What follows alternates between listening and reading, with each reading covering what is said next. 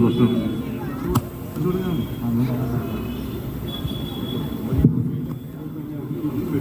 അതുകൊണ്ടോ ചമ്മന്ത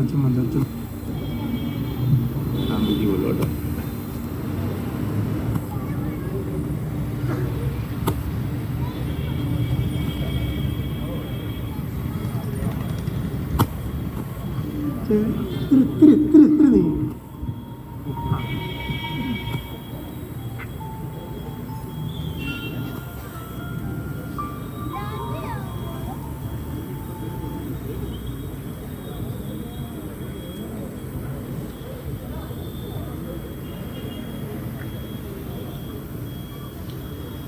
ഉള്ളവരെ, നമ്മുടെ ഇടവകയുടെ പ്രധാന തിരുനാൾ ആഘോഷത്തിൻ്റെ ഒരുക്കമായിട്ടുള്ള പതാക ഉയർത്തലാണ്.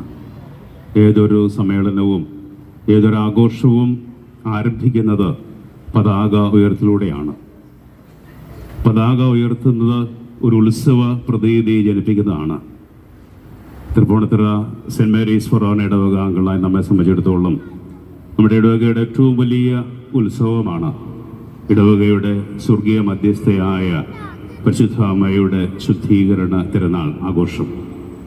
ഇന്ന് ഈ പതാക ഉയർത്തലിലൂടെ തിരുനാൾ ദിവസങ്ങളിലേക്ക് നാം പ്രവേശിക്കുമ്പോൾ പരിശുദ്ധ അമ്മയുടെ മധ്യസ്ഥ നമുക്ക് പ്രത്യേകമായി തേടി പ്രാർത്ഥിക്കാം. ഈ പ്രദേശത്തിന് അനുഗ്രഹമായി തല ഉയർത്തി പരിശുദ്ധ അമ്മ നിൽക്കുമ്പോൾ അമ്മയുടെ മധ്യസ്ഥം തേടി വന്നണയുന്ന നാനാജാതി മതസ്ഥർക്ക് പരിശുദ്ധ അമ്മയുടെ മധ്യസ്ഥത്താൽ ദൈവത്തിൽ നിന്ന് ധാരാളമായ കൃപകൾ ലഭിക്കാൻ നമുക്ക് ദിവസങ്ങളിൽ പ്രത്യേകമായി പ്രാർത്ഥിക്കാം. തൃപ്പൂണിത്തുറയിൽ ക്രൈസ്തവ വിശ്വാസത്തിന് അടിത്തറയിട്ടിട്ട് ഏകദേശം 800-ൽ പരം വർഷങ്ങളായി എന്നാണ് സാക്ഷ്യപ്പെടുത്തുക. 200 വർഷമായി നടമേൽ യാക്കോബായ പള്ളിയിൽ നിന്ന് വിശ്വാസ പ്രതിസന്ധിയുടെ പേരിൽ നമ്മുടെ ഇടവക മാറി രൂപം കൊണ്ടിട്ട് ഇത് 200-ാം വർഷത്തിലെ തിരുനാൾ ആഘോഷിക്കുമ്പോൾ 200 വർഷം വിശ്വാസത്തിൽ നമ്മെ വളർത്തിയ നമ്മുടെ പൂർവികരെ നമുക്ക് ഓർക്കാം. ആത്മീയമായി നമ്മളെ നയിച്ചവരെ നമുക്ക് ഓർക്കാം. ഇടവകയുടെ ആത്മീയവും ഭൗതികവുമായ വളർച്ചയിൽ നിർണായകമായ പങ്കുവഹിച്ചുള്ളവരെയും നമുക്ക് ഓർക്കാം. കൂട്ടായ പരിശ്രമത്തിൻ്റെ വിജയമാണ് ഓരോ തിരുനാൾ ആഘോഷവും.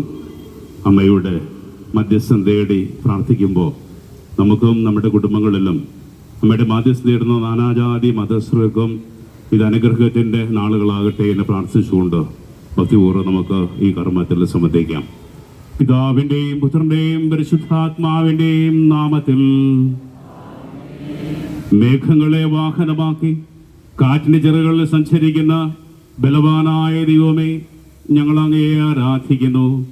അങ്ങയുടെ മഹത്വത്തിനും വിശുദ്ധരുടെ ബഹുമാനത്തിനുമായി ഞങ്ങൾ ഉയർത്തുന്ന ഈ പതാക അങ്ങ് ആശീർവദിക്കണമേ.